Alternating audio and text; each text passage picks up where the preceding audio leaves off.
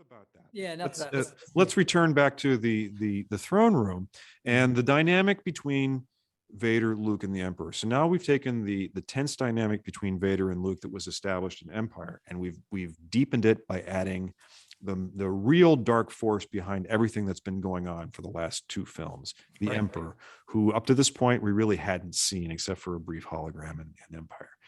And he's a great character because he's irredeemable. He is 100% evil. He's evil incarnate. There's nothing identifiable with him. Okay, so I'm in this chair, right? So when the Yes. Emperor, when we first see the Emperor, He's a great chair. he turns in his chair. He says, "I have been expecting you."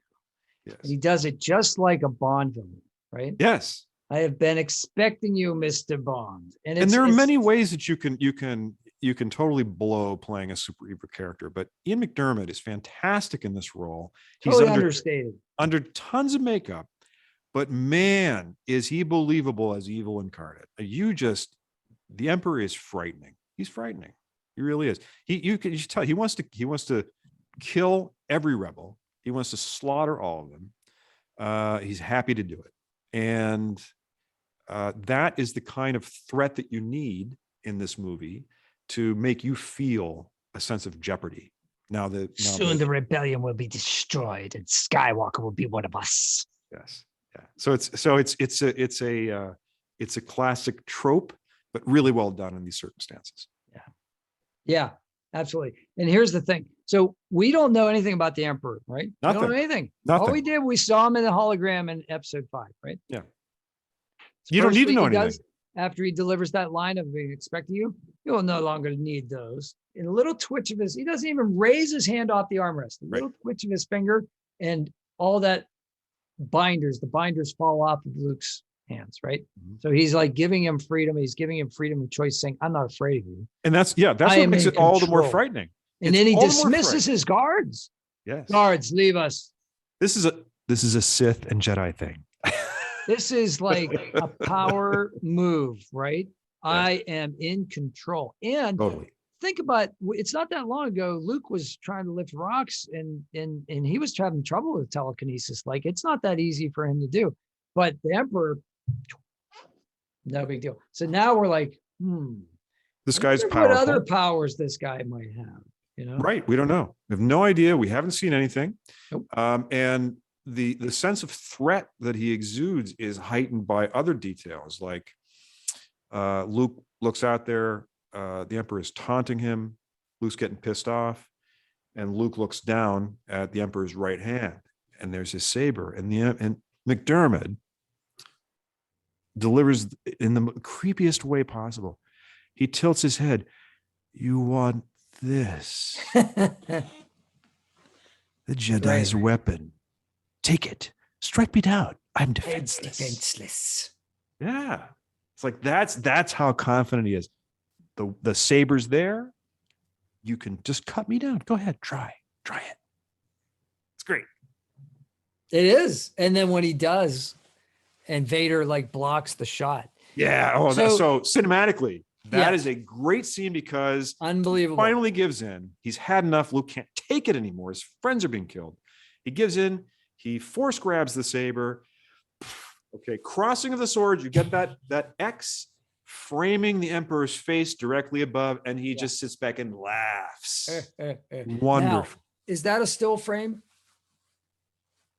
I think it's a still frame. I don't see any movement in the Emperor's mouth. This is a totally technical thing that's bothered me for a long time, but I think it's a still frame. I feel that you see the pulsation of the rotoscoping effect in the sabers, but I would have to go back and I agree with the effect. I'm just talking about the Emperor's face. Oh, I don't know. He's like this. Yeah. And he doesn't move, but he's gone, ha, ha, ha. So they talk about all sorts of, in these commentaries, they talk about all the tips and tricks that they use to achieve various special effects. And they're basically every scene has one.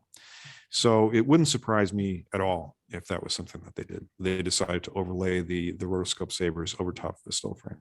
Well, what I'm because they're- guessing is that there was probably a scene where they shot it and his mouth's moving, and either they changed the dialogue or they just wanted, like you said, they wanted that iconic image of the cross sabers Yeah. like this with his face like framed by them. Yeah. And so the best way to do that is with a still image, and it works for me. It totally works for me. It's just one of those details that I've wondered about for the last 30 some years. And It's a good question. you know, But from there, you don't know what's going to happen, because now we have a second Vader Luke saber battle. Luke's no longer the newbie. he's not a novice.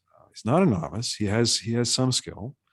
Yeah, he kicks Vader down the steps. What's going to happen? Right. So there again, the classic switch back and forth between the space battle and then the continuing saber battle.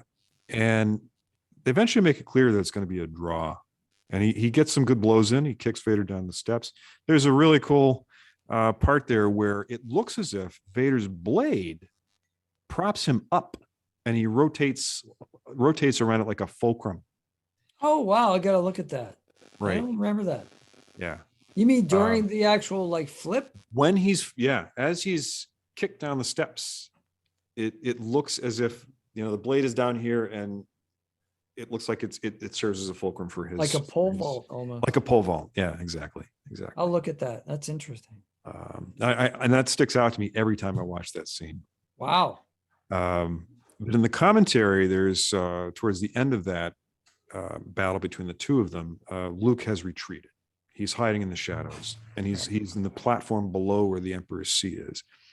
And Vader is almost crouched down because the platform is low. And Lucas's commentary at that point is, he's like, I really box myself in sometimes, because here I have an all black character in a very low lit setting. Like, how am I going to light this guy now? And I'm thinking, you know what? It's brilliant, because you can barely see Vader. And it's one of the darkest moments of the entire film.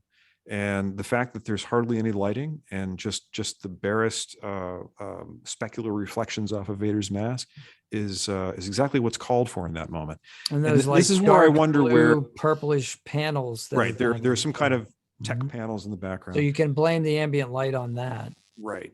And this is where I wonder again with revisionism. Did he plan this shot, or did the director plan this shot? So I think sometimes you have these happy accidents, especially in creative. And you know how this happens when you're doing something creative. You're in the flow. These things happen, and you're like, and afterwards you go, that was brilliant. Oh wow, that's great. I'm taking credit for that. Right. Really but I wasn't my conscious plan at the beginning. But boy, did that turn out to be fortuitous. And that happens to me all the time.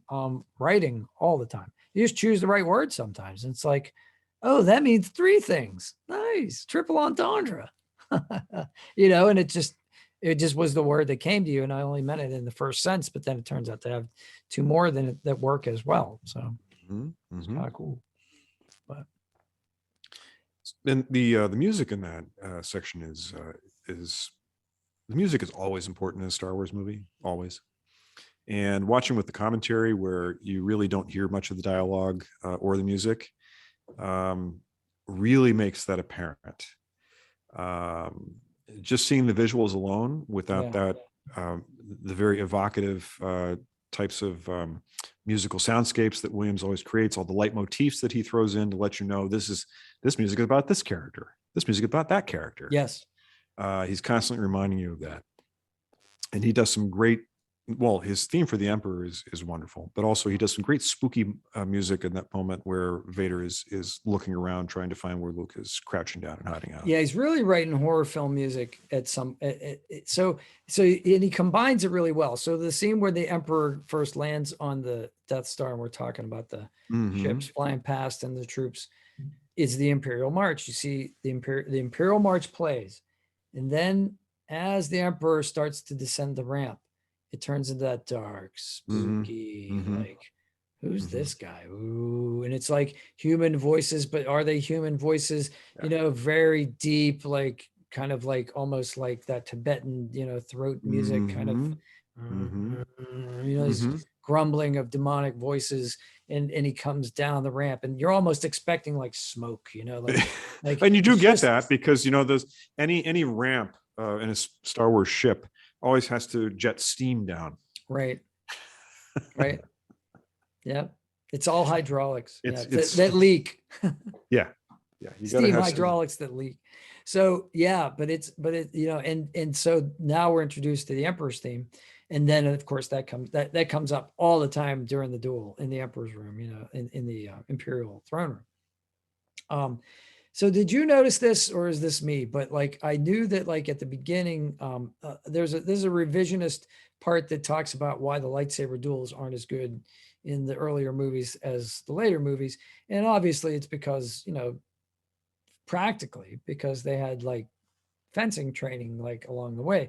I just don't think they put as much effort into it as they did in the later movies. Right. So the newer movies have all this great stuff, like they're these stunt coordinators and these amazing like, theatrical fencing instructors. And that sort of thing. And they didn't really have that in Star Wars. Empire was better. But I think there was a conscious effort. I really do believe that this is true, and this is something Lucas had in mind from the beginning that carried through. But when they're fighting, when Luke and Vader are fighting in the throne room, especially after the search, and Luke gets really mad, and he's really on the attack, and Vader's backing up. They're still acting like these things are 50-pound broadswords. Yes, it's not a foil. It's not like it's I've always had the sense like a claymore, I've always had the sense that a saber would have like some kind of gyroscopic effect in the handle that would make it feel like a weighty object, that you had that the blade has mass. It just seems the way that it's wielded and the way the battles take place. And of course, in the real world, they're using some kind of physical object that's later rotoscoped out.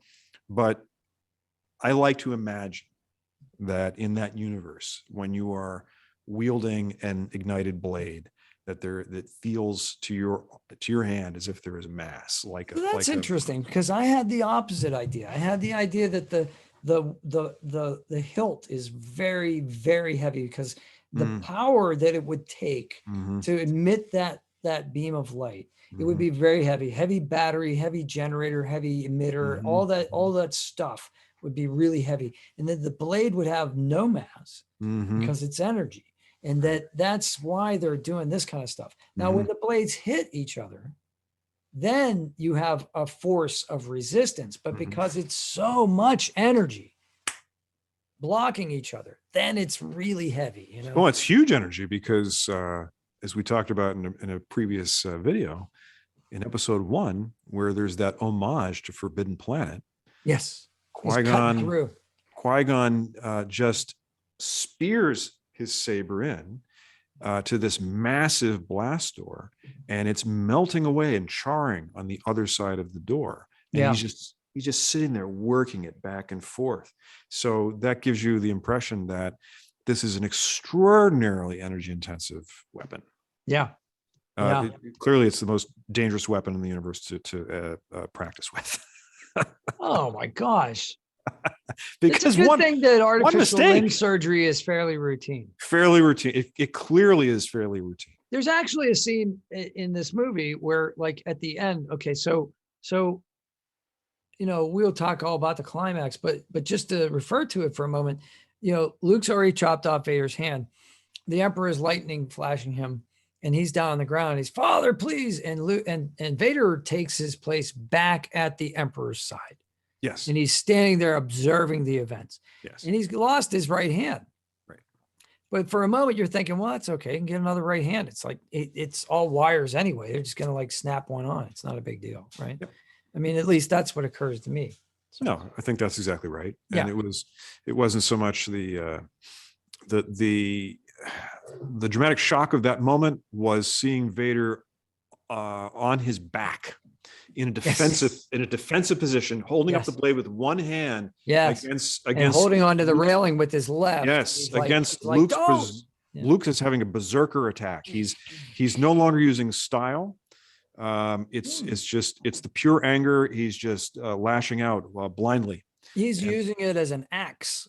He's using it as an axe, a and battle axe. he's falling into exactly where the emperor wants him to be. Everything is going according to plan. Good. And the echo of the point where his father is beaten, he's at the end of the saber tip this time instead of the other way around. And then when he looks at his robotic hand, Yes. is a great moment. That's the most beautiful, because he takes the saber out of his right hand, puts it in his left, right, so that he can, and I'm sure it's just staging, so he can look at his bare right glove. Yeah. And then the shot goes to Vader's severed limb. Right. So it's the hand, the robotic hand, and he sees what he is about to become. Yep.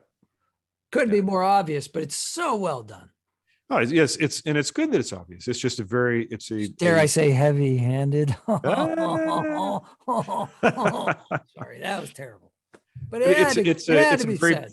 It's a very poignant moment. And then I remember when I saw the film the first time, I thought, well, it's over. Basically the film's over. And then of course we find that it's not over, and that the Emperor's like, oh, okay, you're not going to join? Fine, I'll kill you. Oh. There you go. Fine. So be it. Jedi. Yes. Yeah. So one of the best lines ever. I am a Jedi like my father before me. Although it doesn't have as much impact it had more impact in my memory, because earlier in that scene, the Emperor refers to Luke as a Jedi. He says a Jedi's weapon, but he just calls him a Jedi. I'm trying to remember. Let me see if I can find it.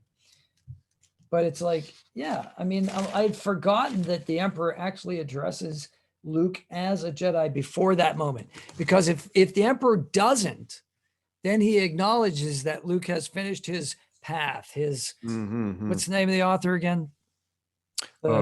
Joseph Campbell. Hero's journey. He's finished his hero's journey. He is a Jedi after all, Yeah. Instead of being like not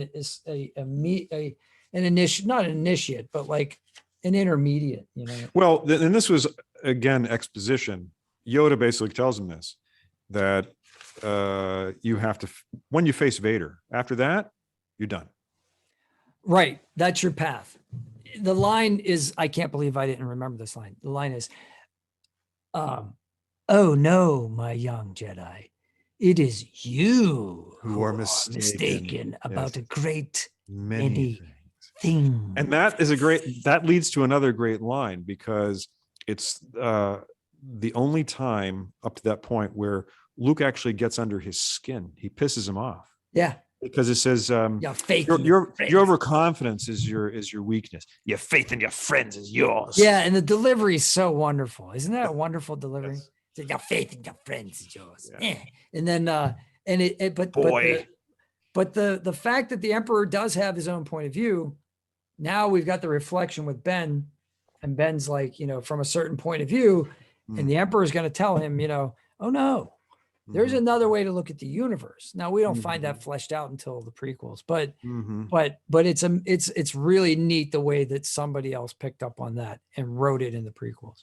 And I would like to give props to Ian McDermott again, because as weak as the prequels were at many points, he did a great job with the material that he had as Palpatine and later the Emperor. I've heard other people argue that he carries them. His camp carries the entire, especially episode 1, and definitely all the way. He's a great. There are good characters in the other ones as well, in 2 and 3 especially. But he really does make 1 just. He's fun to watch. I agree. Yeah, and he's fun to watch in all of them, actually. Well, he's fun to watch in 3. Yeah, 3 is really. I think of the transformation. I think of the opera scene, which is, I think, one of the better scenes in that. I was just thinking that. Yeah. I mean, that's, now you're getting into the deep psychology. What's so bad about being evil? You get to help your friends. Yeah. You make it sound like a terrible thing. Look at the positive side of all of it. You can defy death. Yeah. Yeah. He does a great job of selling the dark side. Like, here's what I can offer you. Does that sound bad to you? Come on. It doesn't sound bad. It sounds pretty good. Vader's always doing it too. Vader's always saying, if only you knew the power. But Vader's a very heavy-handed character, whereas the Emperor is a sly, devious character he sells it with a bit of a grin. Temptation. He allows your natural temptation and curiosity to get the better of you. It's easier to resist Vader because Vader's much more monodimensional. Monolithic, yeah. Yeah, whereas the Palpatine, in the sense of 2001, actually, all black, right? Yeah. But Palpatine in the prequels is a more complex character. He's a tempter, yeah, and a good one. Yep. So we'll give the prequels that. I figured out the other day, we were talking about how James Earl Jones delivers the power of the dark side. Mm-hmm. So I figured out, I don't know if this is the actual way that he figured out how to do it, but I figured out how to try to do it. So it's pow wow. Pow wow. Without the last W. Yeah. So it's the power of the dark side. Correct. That's exactly. And it leads from power to dark, and it's almost a Boston dark, and it's like it's that the way those two vowels are phrased makes that flow. So it's if only you knew the power of the dark side. Don't you wonder how many times he did those lines before? No, I'm sure he did a lot. Got one they liked. He's a pro. There's only a couple of times where the delivery is off, and I think it's only because the line is bad. And that there's one of those for him in Jedi. Yeah. Where do you know which one it is? No, you tell me, because I got one too. All right.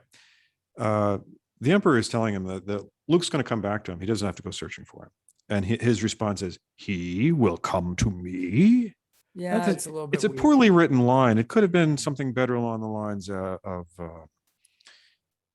You have seen that he will attempt to seek me out, something like that, something a little more complex, a little more wordy. That's better. But he will come to me seems a little. Your childish. vision was that clear, or yeah, it seems a little childish for a character like Vader. It does. It seems it's too many. It's too subject verb. It's almost like Ian Fleming. Bond shot, Bond kissed, Bond jumped, which is the way his books read. So okay, let's talk about a terrible line. We're jumping ahead, but I have to talk about it because it's bad writing. Luke to Vader after the mask, right? I'll not leave you in this place. I'll not leave you here. It's a very British way of speaking. I'll not. It's a very Nobody British says thing to that. say. I don't even think Brits say that. Who says that? No. Right? When Luke says, "I'll not leave you here," Luke is an American character. They all are, except for the Imperials, who are British. But the main troika are all American characters. They have American mannerisms, American speaking styles, American slang. For him to speak in such an obviously un-American, stilted way calls attention to itself. Yeah. Especially because "I won't leave you here" works fine. And and the next line is, "Father, I won't leave you." Why isn't it, "Father, I'll not leave you"? Yeah. I mean, just do it. Just write like a normal human being. And to me, that is very reminiscent of the prequels. As I've complained before, and as people have frequently observed, one of the main problems with prequels is that Lucas is a terrible dialogue writer. Yeah. And that supposedly he brought in people to help him clean it up for the third movie, so it was marginally better. Maybe but a lot of lines were still super stilted, and in a way that ordinary human beings would never speak to one another. Right. And when you are, it's essentially an American movie, which will eventually have an international audience. You want to write characters that speak in the way that your audience does, so that they can identify, because that's what you're being asked to do, is to identify with the character in their head. You know what I mean? When you want something, you're either, okay, so if I'm watching a movie, I'm either identifying with the character or I'm pitting myself against. If it's a heroic setting, I'm either with them or against them. So that's why the Imperials are British, right? Because you don't want to identify with them, and it's different. So it sounds different. So you can say "other," and you can make them the other, the enemy, the bad guy, the other people, right? So like what we were talking about with the cannibalism. But so hopefully you didn't come back to cannibalism. Hopefully that part did not get edited out, because it was a great part. So it won't get edited out. But here, this might get edited out because it's politics.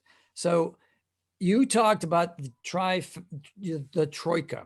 Yeah. So you talked about there being a power triangle. We talked about this before I think we started recording. The power triangle in the throne room. There's the Emperor, there's Vader, and there's Luke. And now you just identified Luke as American. Now I'm going to go back to my like 1980s, like, political science major. And I'm going to go, okay, this is way, way too deep. Put it out there. Put it out there. This is like ridiculous. Go for it. Just go for it. Blue sky. Luke is the US of freaking A, right? Uh-huh. The Emperor is the Soviet Union. And Vader is China. So Vader is in play. Are we going to talk about Kissinger during this video? Only Nixon could go to China. What line was that from? That's from Star Trek VI, The Undiscovered Country. Yeah. I guess you're right. I thought it was 4, but it's from one of the Star Trek movies. I'm sure you're right because I know less about Star Trek movies. No, it is only because that line stood out to me. So I haven't seen that movie in probably 20 years. Yeah, me neither. And it just really stuck out because it was a contemporary line set in the 23rd century. So. Right. And Kirk looks at Spock like he doesn't know what he's talking about. And it's never quite made clear whether he's aware of that or not. Is this just Spock pulling out his encyclopedic knowledge of trivia that Kirk would never know, which is probably what happens to him all the time. What we said in the last video about Han Solo being not that smart, I get that feeling with Kirk a lot. Oh yeah, Kirk's just bare-fisted. Kirk's ham-fisted. Shoot first, ask questions later. Very dedicated. He's not cerebral. Picard is the cerebral one. He's the one that the strategist. The diplomat. He sees things from the side of a potential adversary. He can identify with them. Whereas, Kirk is monodimensional. So Picard would agree. Picard would understand my analogy. So absolutely. China. So Nixon. Nixon. So Vader is China, and he's allied with the Soviet Union right now. He's allied with the Emperor. But and Luke's trying to find a wedge. This is a tripolar relationship now. This is no longer a bipolar relationship. This is a tripolar relationship because Vader's in play, and Luke's trying to get Vader on his side, and the Emperor's trying to get either Vader or Luke on his side. Yeah. But you said something that was interesting. Vader has his own plan. Yes. And this is something that did not occur to me until I heard Lucas mention it in the commentary. Never saw this before. I don't know why, but Vader's play here is hoping that Luke will go to the dark side to help Vader kill the Emperor. That puts Vader in the seat. He will rule the Empire. That just was not clear to me in the first, 24 watches of the movie. But in retrospect, I can see it. But the difference is that it's not made explicitly clear, although Vader alludes to it at Empire. He makes it very clear in Empire that you and I, if we got together, we can overthrow the Emperor. He has foreseen this. Vader does not mention it again. And I don't know why. I think if I could go back and tinker with the movie in just one small way, I would have changed the walkway scene where Luke turns himself in and Vader says, you've built your own lightsaber. There might have been a hint there to indicate that Vader is willing to assassinate the Emperor if Luke would only join him and help him do that. That would be awesome. What I like about that is that it puts even more tension and a bigger question mark over the whole throne room scene, because the way it's really cast is that it's all about turning Luke to serve the Emperor. Yes. If you had that other dynamic clearly in play, that would have been a whole other layer of psychology that I think would have made that scene even more interesting. And I mean, it's already interesting enough. That would have made it like, it's interesting enough. And and I think that could have been done to make it more obvious to the audience that was another possible outcome. Now, I agree that it's not there explicitly, but I love the idea. And I've not even thought of that, except there are these videos out there, and I don't know how much of them are nonsense, about how Lucas had written a draft in which Luke does turn evil. Now, as an author, you tend to do that. You tend to write these scenarios. You'll write like, well, what if? Let's just run down this path. Exploratory. Let's write a couple paragraphs and see what happens. Right. And it's good, but it's not going to work. Now, the obvious comparison, and I love the way, there's so many parallels like that are nice. When you have like a story arc, you can do these things. And one of them is, what you refer to when Vader has the plan and he says, in Empire, come with me and we will rule the galaxy as father and son. And on the catwalk in Jedi, outside the AT-AT, Luke says, come with me, right? Mm-hmm. And it's just that wonderful bookend, it's right. Luke's trying to use his Jedi mind trick, it's not working, but he's trying. He's like, Luke thinks that he's good at that. That would be very ballsy. That would be very ballsy. Luke thinks that he's good at that. He tries it. It works on Bib Fortuna. He tries to do it. Yeah, but anybody could do that. Bib's like just, he's not that. He's can of tuna. So he's in service to a gangster. Yeah. So I always got the fact that like Jabba was so alien that like his human brain, it's not a human brain. That's what I assumed. That's what I always got from that. So it's not going to work on him. Oh, it doesn't work on me. But it's not that it doesn't work on me. It doesn't work on my kind. Basically, it doesn't work on my species. Is what I was thinking. Me too. So it's not that he has some kind of extra sensory defense, just doesn't physically work. And then he tries to do it again on Vader. And it's like, what are you, crazy? Like, that's not gonna work. That's interesting. Vader. That's interesting because I never perceived that. He gets that look in his eye. He gets these when when Hamill is acting, maybe it's bad acting, but I don't think so. I'm giving Hamill the credit here that he's doing something with that character when he makes that face. No, I think I'll give you that because I said before that I don't know if he's a great actor. I've only ever seen him in these movies. I know he's been in other stuff, but it was pretty minor stuff. And he's a great voice actor, we know. But Joker, apparently, I never watched those Batmans, but apparently he's a good Joker.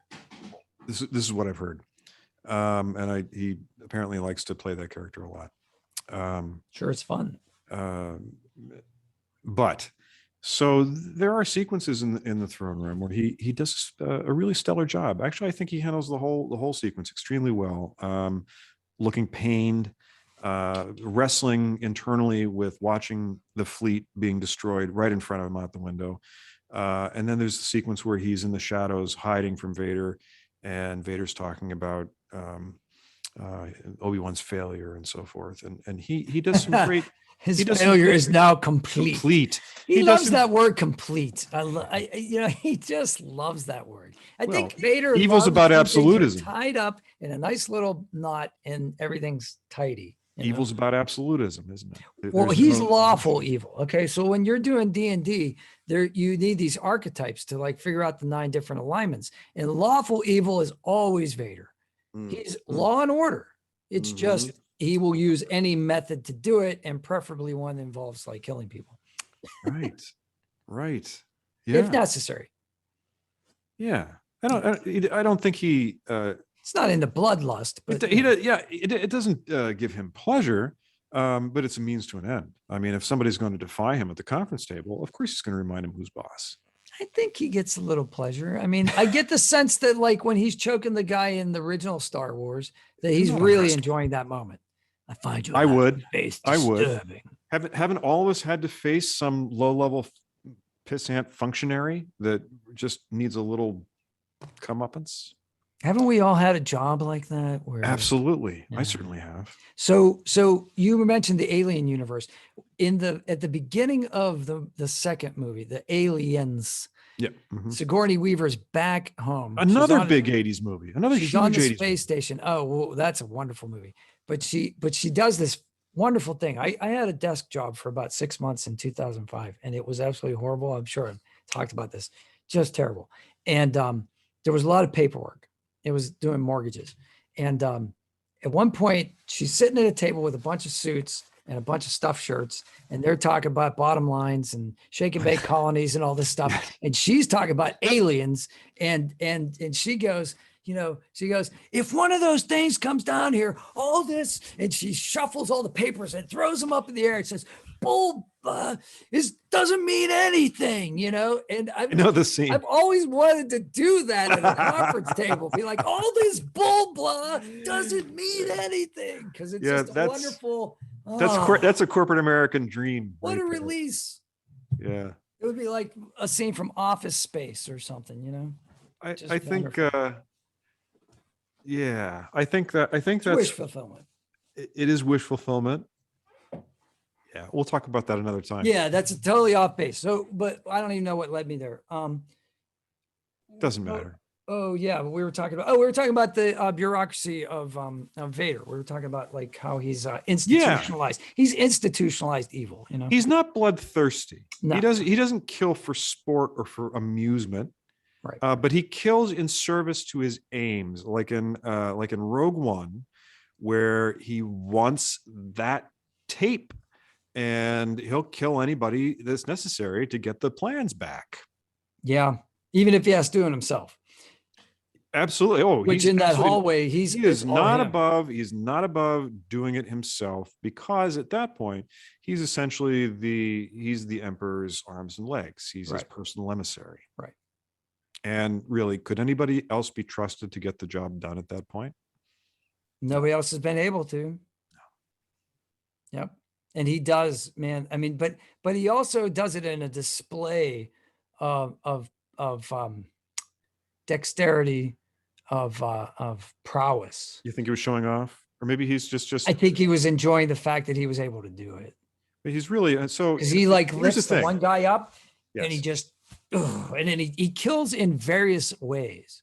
He does crushes, because it would be. He throws. He force chokes. He slashes with his saber. He deflects blasts. One imagines that you don't get many opportunities like that, so that when they do come along, you have to make sure to enjoy yourself. See, I thought what I want to see, my wish for a Star Wars movie would be just him doing that for like a week. Like his normal day at the office is not the paperwork.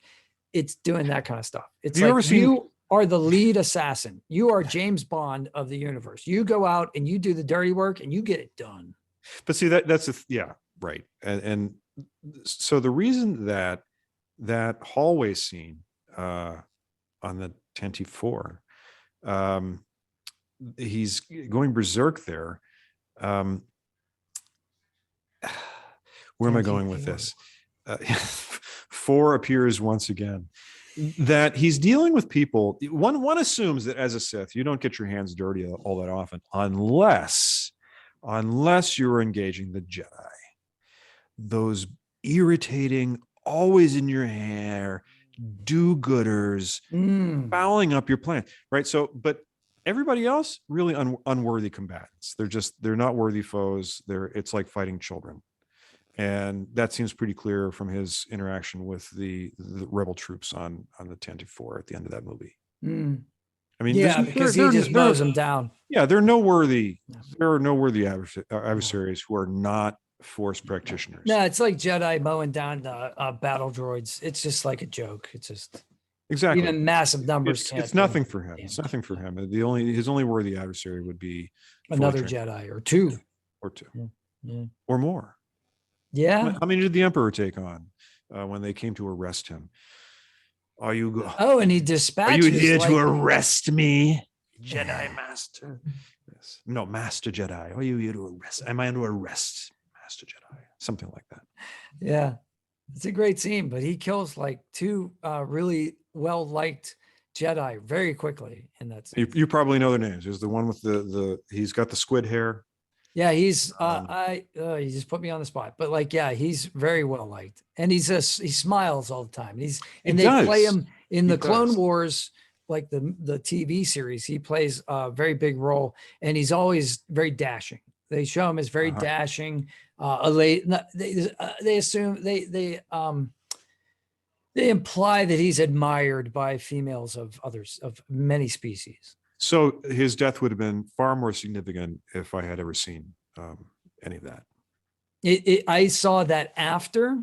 Mhm. So I saw the Clone Wars series much later than I saw the prequels. So it had no meaning for me either. I had to go back and watch it and go, oh yeah, that was that guy. Right. You know. So let's address the very end sequence Yeah. when there's a twist where we find out that, okay, the Emperor can't turn you. Fine, I'll kill you. Luke redeems, or Vader redeems himself. And then the Emperor is tossed down one of those very unsafe walkways into the pit. To the reactor core. Is that the same reactor core that they're going to blow up later? Or so here's the thing that I didn't realize. I think I mentioned it a bit earlier that at first I didn't know that they were in that tall spire. So he's really being thrown down the core of that spire. Where does the spire go? Does it go anywhere? My feeling was that all that it would take for the release of all that evil force energy is his death. That's all that's required. He doesn't have to be incinerated or burned or anything. He could have fallen to his death from gravitational forces, and just by the death of his physical body, it would have released all this dark energy. Gotcha. So that happens. Looks like it's the end. I mean, looks pretty certain. And of course, the Death Star is destroyed. And then we find out, I know it doesn't really matter how, he survived for episode 9. Does that create a problem for you? I love the bad guy. I love Palpatine. So like I will take as much Palpatine as I can get. I don't care how you bring him back to life. That's how I feel. Because all baddies come back. All baddies come back. You want to make him a clone that the evil energy enters later? Fine. You want to make it the burned body somehow gets resurrected? Fine. I don't personally. I just love seeing Palpatine. You know what it reminds me of? The biggest, baddest adversary of your protagonist always comes back because fans demand it. And what was I don't know if it was the very first, one of the most notable examples of that is in the Holmes universe. Yeah, I was going to say Moriarty, Rickenbach Falls. Right. We are so on the same wavelength here, man. That is awesome. And of course, Conan Doyle was tired of writing the character. He had had enough. He wanted to stop doing it because fans pressured him more and more and more. Give me more Holmes stories. So you have to kill him with his most lethal adversary. And then eventually, I don't know why he decided to come back, whether he was just pestered to death or he needed money or what it was. But you always have to write that reinvention somehow. They always come back. So as a writer, Blofeld comes back. The lesson here is, as a writer, always leave yourself a way out. So they left Vader a way out at the end of episode 4. The classic one is, the best. We were talking about Trek. So the best of both worlds, part 1, where the writer, I've heard the writer say this in commentary, that he knew that he was done. He wasn't coming back for season 5. He knew he wasn't coming back for season 5.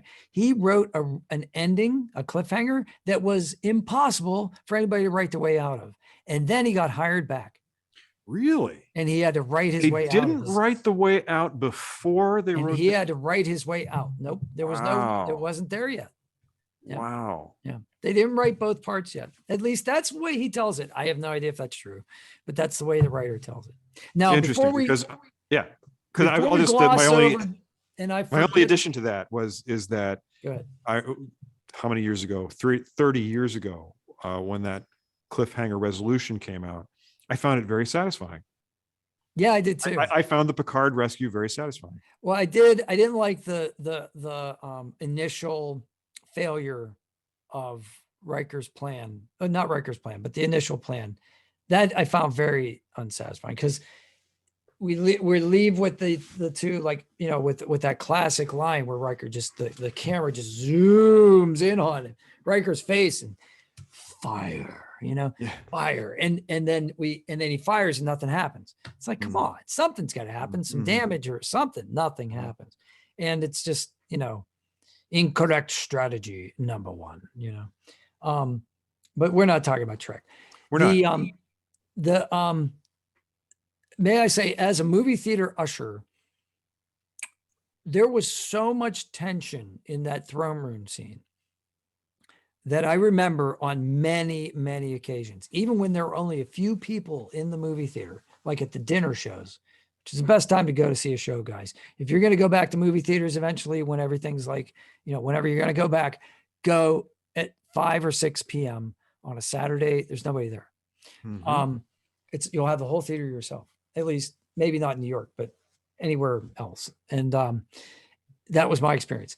But anyway, when Vader's there and he's looking at, Luke's getting the blast, he's getting the lightning blast, and Luke's like, Father, please help me. And he's like writhing in pain. And Vader looks and he looks and he looks. And then he picks up the Emperor. Uproarious applause on many occasions. Yeah. That's funny that you say that. The redemption moment. And I feel like it's not just because Luke is not going to die.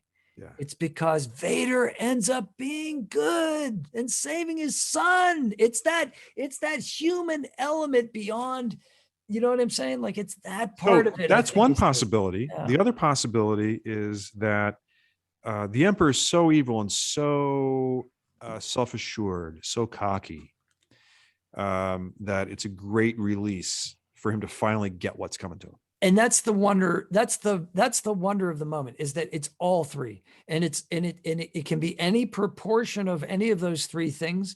But the fact that you've packed all three of those things in that moment allows that release to feel so good. Right? But the fact that you mentioned the spontaneous cheering, it jogs a tiny memory in the back of my head. I think I had the same experience. I think I saw that too when I saw it in the theater. Yeah. Interesting. Yeah. I mean, there were a lot of movies where people clapped at the end when the credits rolled, but that one was almost always one of them, and people would come out. So as you're a movie theater usher, you're letting people out, and we would often have lines for that movie. So you wanted people not to go back to the lobby, but to go out and around, right? Right. But weather depending, sometimes you had to. But oftentimes, as a Star Wars fan, as well as a movie theater usher, people would come out saying, "Oh my God," and I'd be like, "Don't ruin it for these guys." And they'd be like, "Oh my gosh, you're right." And like, I can't tell how many people were like, and then people behind me be like, "Thank you." Yeah. And it's like, you'll thank me in about 2.5 hours. You'll really thank me. So of course, a great classic scene, but there's one more great scene before the credits roll in this movie. And that's the pyre scene. Yes. I have always found, and I think it's the content matter paired with the John Williams music. I have always found that scene very moving because it's the end. It's Vader's end. And even though he's been a bad dude for 3 films, he is redeemed and he gets the Warriors honorific send-off.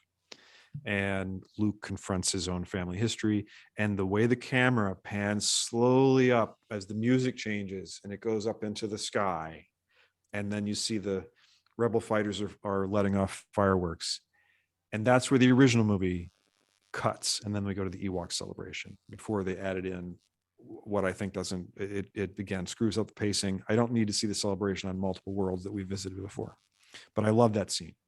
I do too, and I think you're right. And the whole thing with the ashes and the fire and the bits of ashes rising, I think that's also like, that's so symbolic of the spirit leaving the body, and like you said, the ascension, into heaven instead of the descent into hell, and the fireworks,